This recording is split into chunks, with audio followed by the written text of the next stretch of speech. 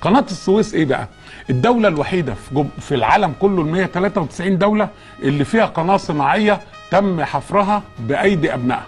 قناه السويس نمره واحد. اتنين، قناه السويس معموله من ايام الفراعنه من 1864 قبل الميلاد، عملوا قناه واتردمت تاني، واخرها كانت القناه ايام عمرو بن العاص واتردمت تاني لحد ما جت حمله نابليون. حمله نابليون جت هنا 1798، قعدت 3 سنوات، مشت 1801.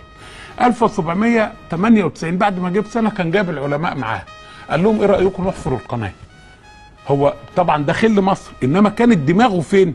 ان القناه تقطع التجاره بين انجلترا واكبر مستعمراتها في الهند تحت بالبحر الاحمر. أيوة. يقفل على انجلترا، خلاص تك قام قافل عليه.